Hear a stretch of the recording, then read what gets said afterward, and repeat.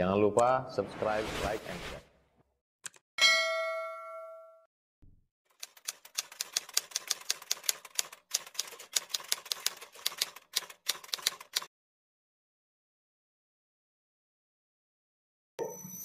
Ya, menambah sedikit pembahasan kita yang lalu, ya, ada satu hadis yang belum kita bahas. Ini bahwasanya ya, ada madhab-madhab pemahaman setelah mereka mengkaji, mereka berpendapat ya tidak wajib membaca Bismillah di dalam Al-Fatihah. Nah, di antara mereka kan termasuklah Imam Malik. Imam Malik itu tidak baca Bismillah sama sekali. Ya, lebih kenal dengan mazhab Maliki. Ya, mazhab Maliki tidak baca Bismillah. Dia langsung Alhamdulillah. Maaf, sir pun tidak. Ya, disirkan pun tidak. Nah, makanya kita menjawab kenapa tidak berpendapat seperti mereka. Ya, nah, ulama ini kan macam-macam. Setelah menimbang hadis Nabi SAW, nah, muncullah hukum yang berbeda. Nah, dalam hadis Imam Muslim dari Aisyah, ini hadis sahih. Ya, Imam Muslim tadi adukan. Radhiyallahu anha, dia berkata, "Anna Nabi sallallahu alaihi wasallam." Ya, sesungguhnya Nabi sallallahu alaihi wasallam kana yastatihu salata bitakbiri. Ya, adanya Nabi membuka salat dengan takbir. Wa qira'ata bilhamdulillahi rabbil alamin. Ya, setelah membaca takbir, Nabi membaca alhamdulillah rabbil alamin. Bilhamdulillah, dengan surah yang dimulai dengan alhamdulillah, itu maksudnya. Nah, kita memahami bahwasanya Nabi membuka salat dengan alhamdulillahirabbil alamin, artinya Al-Fatihah itu juga dengan mulaqab atau mulaqab, istilah sebutannya juga dengan surah alhamdulillah. Seperti kita menyatakan, ya, bacalah surah Qul huwallahu ahad. Maksudnya apa? Suratul Ikhlas. Sama gitu.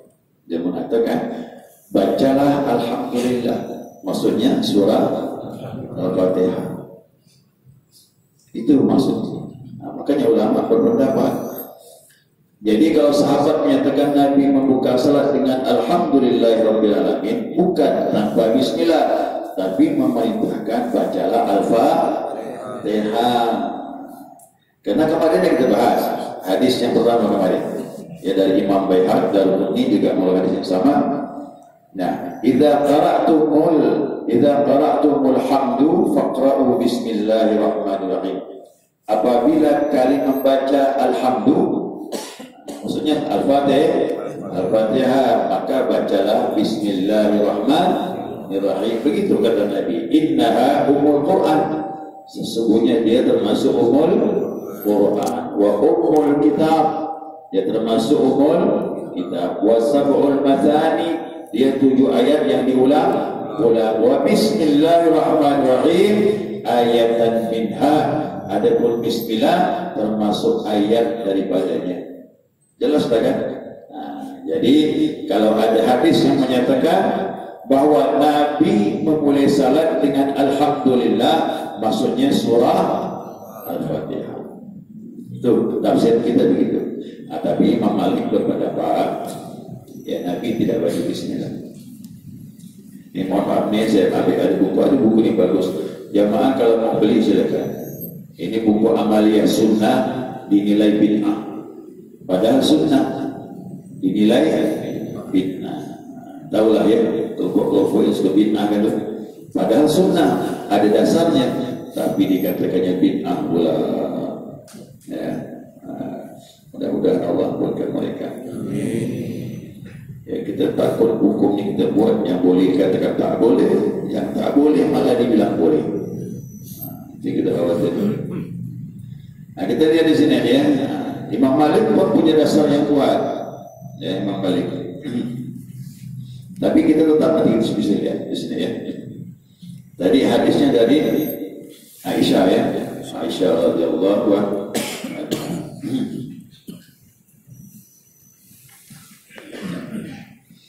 Imam Malik berpendapat lagi bahwasanya hadis Imam Muslim juga. An Anas radhiyallahu anhu qala, dari Anas. Siapa Anas? Ya, bukan Ustaz Anas ya. Anas itu, Anas bin Malik itu khatam Nabi, ya, pembantu 10 tahun ikut Nabi SAW. Tapi Anas dalam memahami hadis Nabi hafalannya di bawah Abu Hurairah. Ya, Abu Hurairah itu pengacara Qur'an yang terbanyak di antara sahabat yang hafal hadis Nabi. Ya, lebih dari di atas 5.000. Ya, nomor 2-nya Aisyah 2.000 lebih. Nah, yang di bawahnya 1.000 lebih, yakni Anas bin Malik, pembantu Nabi di 10 tahun. Nah, Anas berkata, "Shallaitu ma'an Nabi sallallahu alaihi wasallam wa Abi Bakr wa Umar." Aku salat bersama Nabi dan juga Abu Bakar serta Umar. Falam asma' ahadan minhum yaqra'u bismillahirrahmanirrahim. Maka aku tidak mendengar seorang pun dari mereka yang membaca bismillahirrahmanirrahim. Oh, ini hadis sahih. Ini kadang-kadang kita bingung, oh ini kuat nih. Kan begitu. Nah, kita lihat lagi. Ini hadis yang dipakai oleh Imam Malik. Nah, berarti Nabi tidak baca bismillah. Nah, masalah jamaah ya, jangan terombang ambing ini kita bahas nih. Kita bahas dan kita tahu adanya perbedaan pendapat. Nah, setelah kita tahu, tidak apa-apa tambah ilmu, tapi kita tetap mengikuti imam yang kita ikuti. Ya. Kemudian dari Anas bin Malik juga, ya, hadis yang lain. Ya, dari Anas bin Malik.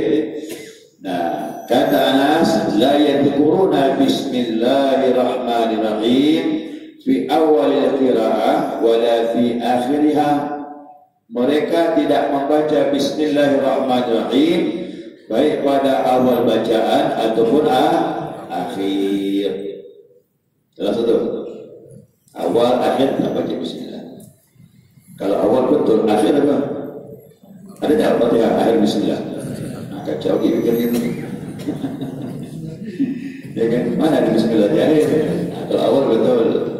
Ya. Nah, kemudian lagi dari Anas bin Malik juga. Dari Anas bin Malik menyatakan bahwasanya, ya, dari Anas bin Malik menyatakan, Imam Ahmad ini hadisnya, Imam Ahmad dari Imam Nasai, Ibnu Khuzaimah.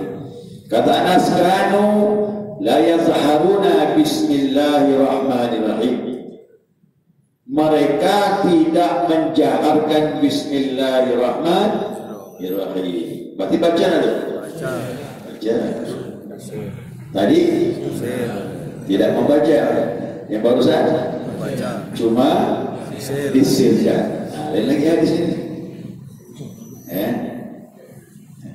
Ini yang merawikan sahabatnya sama, Anas bin Malik radhiyallahu anhu.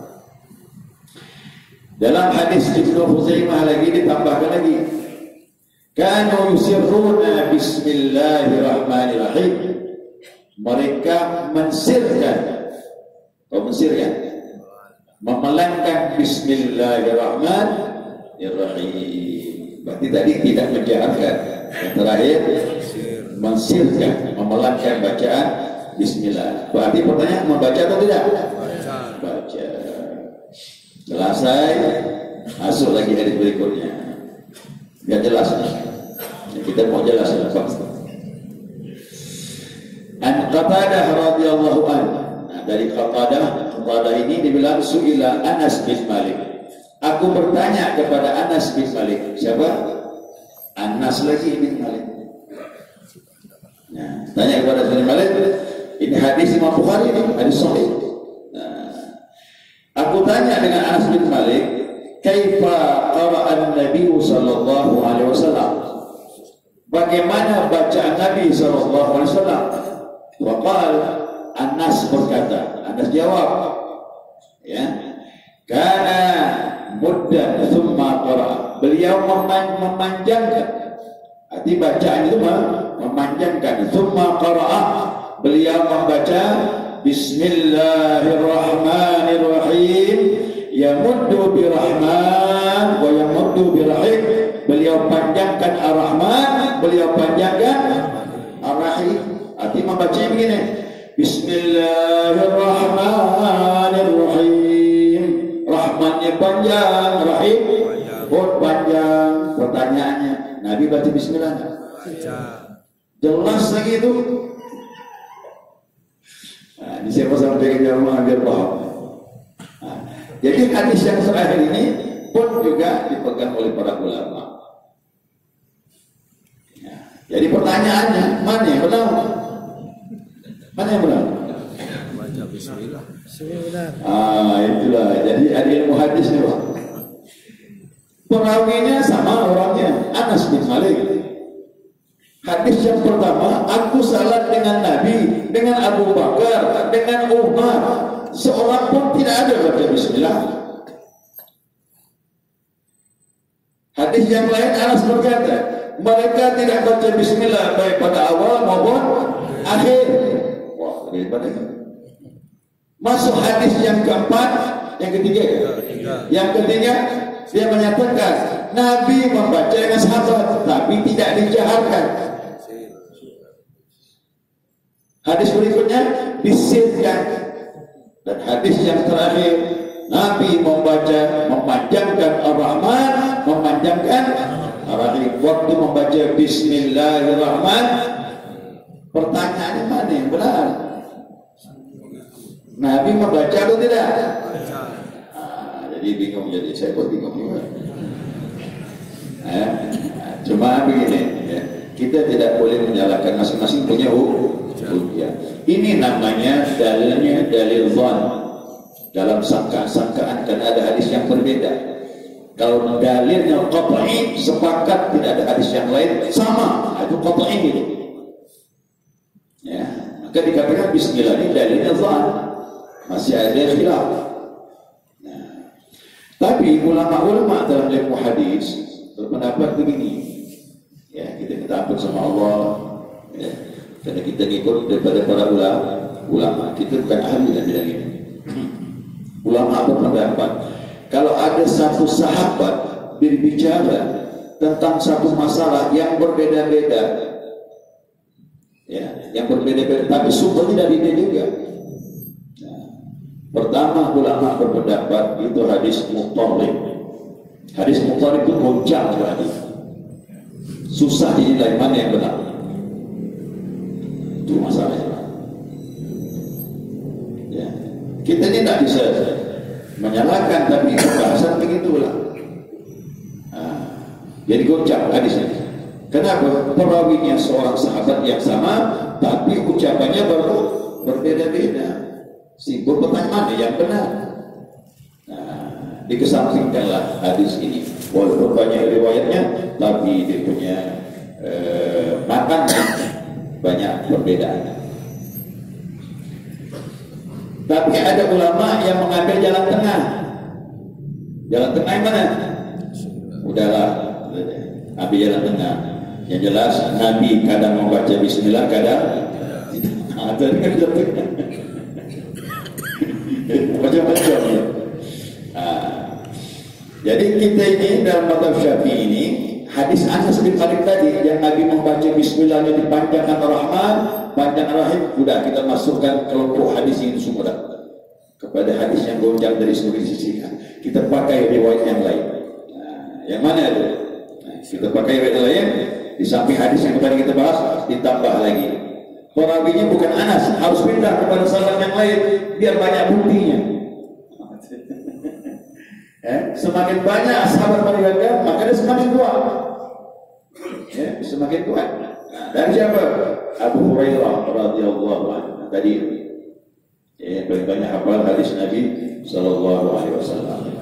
Hadis yang sahih dari Daruqutni. An Abi Hurairah radhiyallahu anhu anin Nabi sallallahu alaihi wasallam. Ya Abu Hurairah ni, ya. Annahu kana idza qara'a, sesungguhnya dia apabila membacakan wa huwa yaqumun nas, beliau menjadi imam di antara orang-orang ramai, iftataha bismillahirrahmanirrahim. Dia memulai membaca bismillahirrahmanirrahim. Qala Abu Hurairah berkata, ayatun min kitabillah, dia termasuk ayat dari kitab Allah. Kalau menurut Abu Hurairah ini bukan Al-Fatihah saja, dia masuk surah-surah lain pun dikatakan masuk.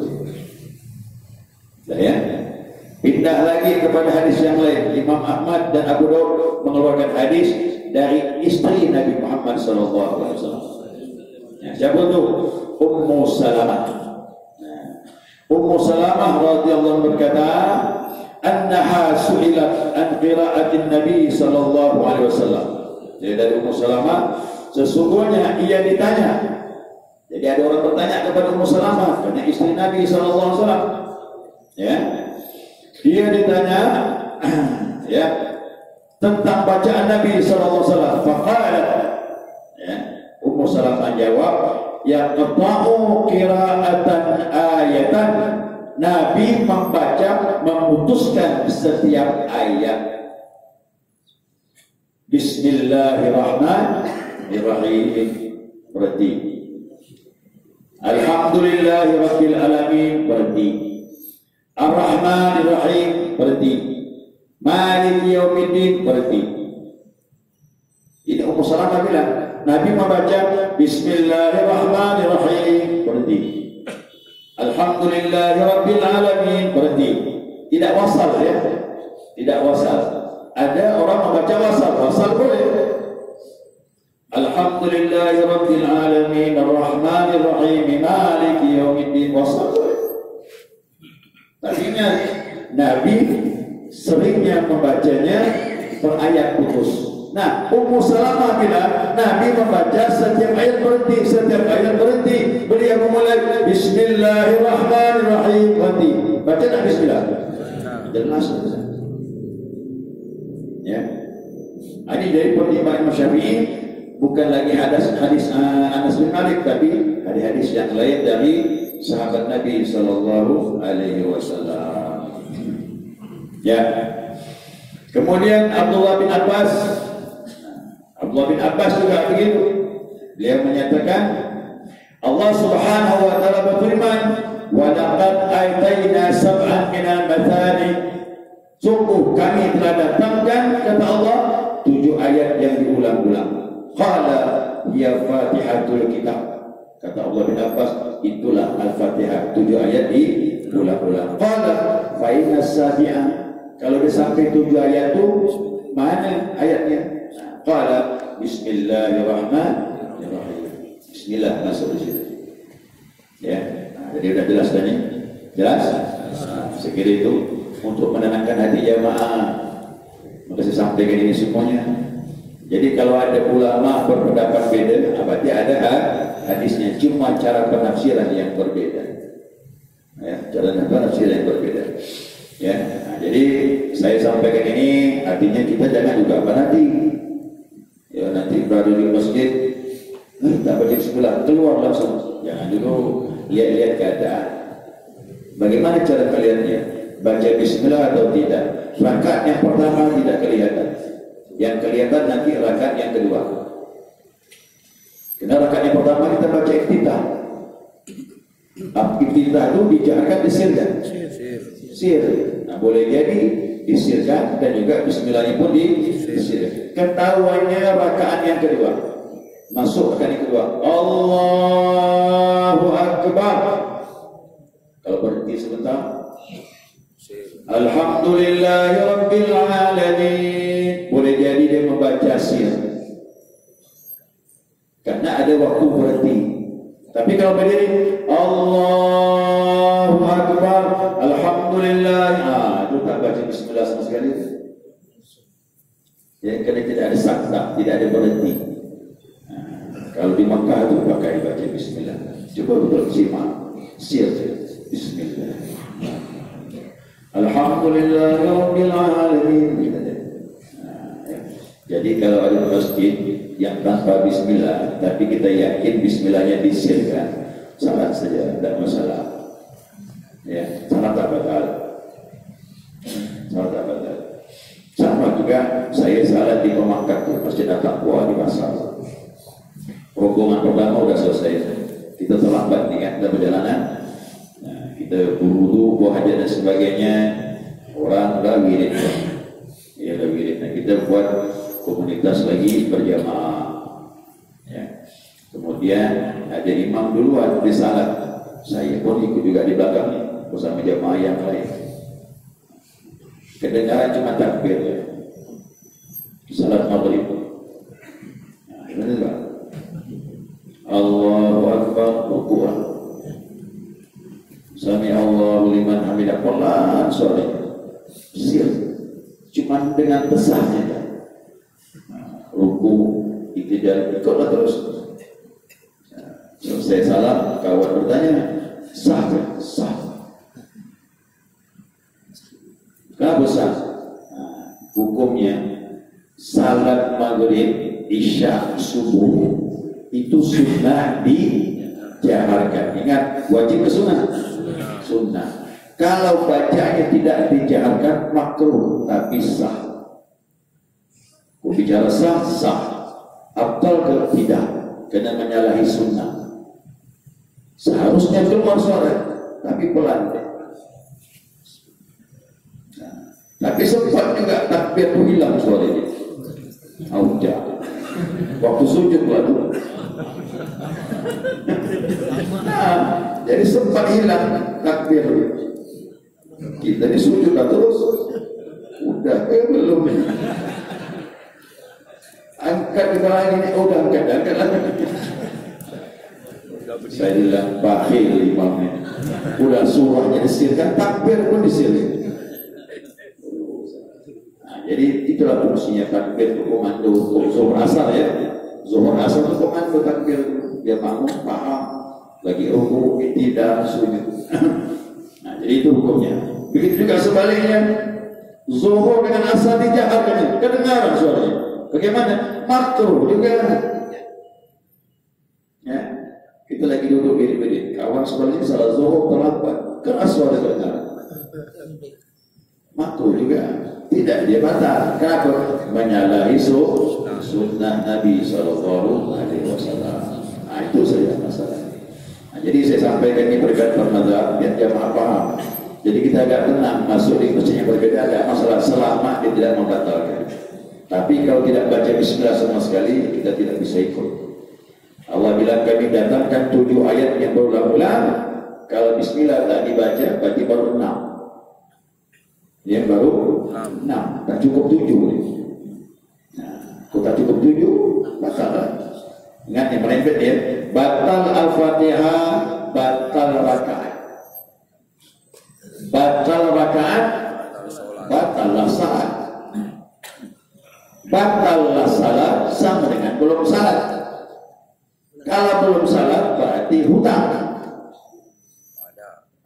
Kau tak dibayar, nanti di hari kiamat dihisab sekian hari tak salah. Gara-gara Al-Fatihah tak cukup. Ya, Al-Fatihah tak cukup ayat, cuma 6. Ya, jadi kalau sir tidak masalah.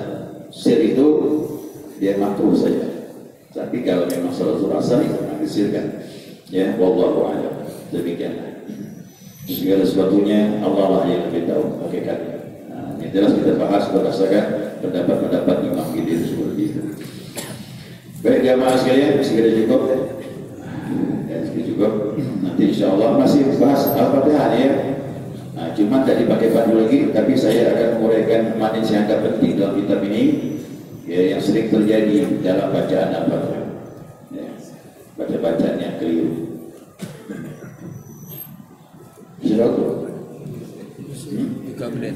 2 menit. 3 menit masih bisa. Satu pertanyaan. Assalamualaikum warahmatullahi wabarakatuh.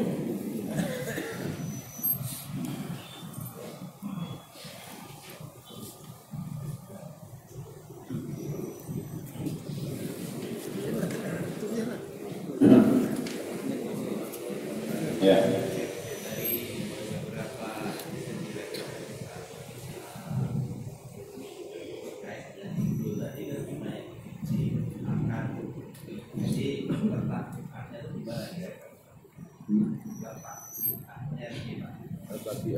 Tidak ada bid'ah, ya Pak.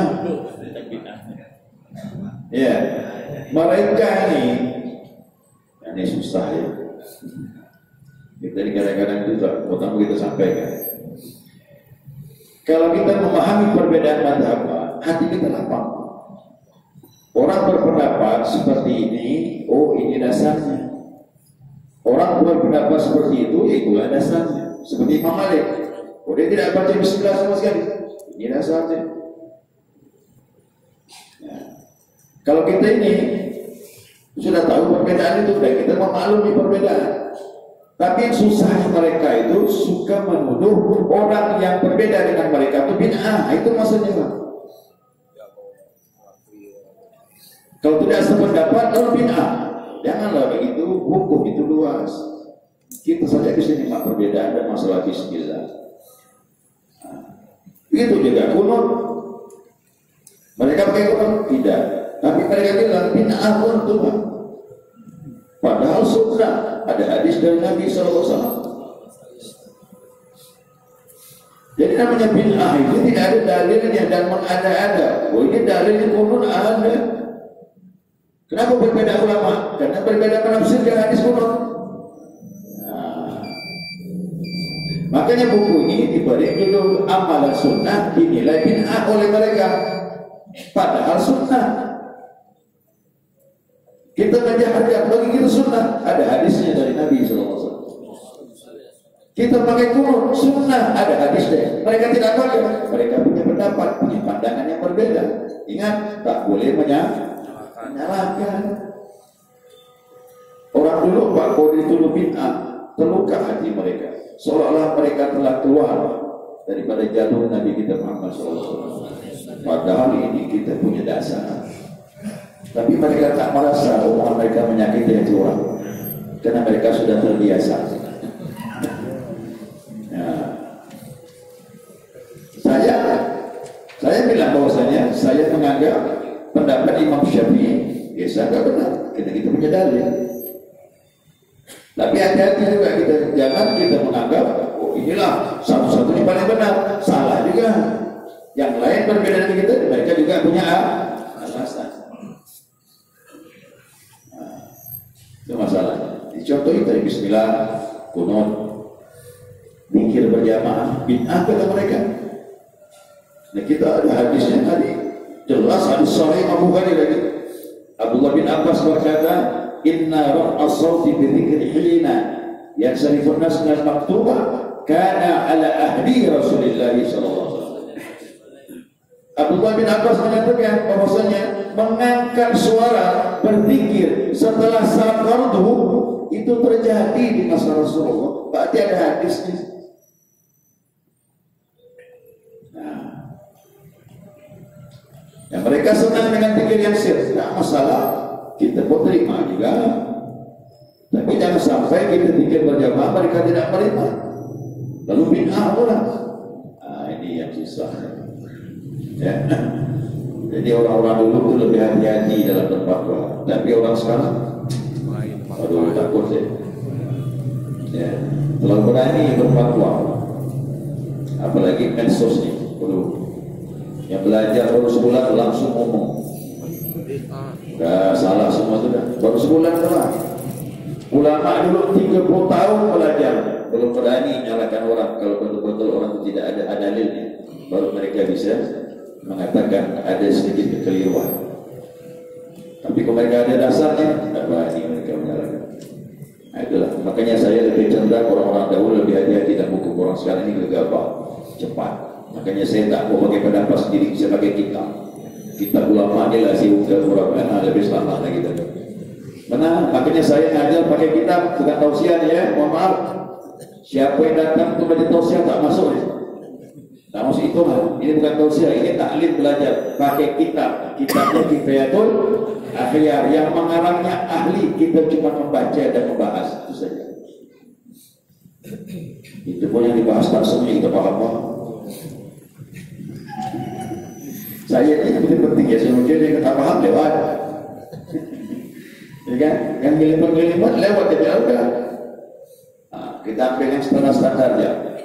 Nah, mudah-mudahan itu diberkahi oleh Allah SWT. Ya. Baik, subhanallah.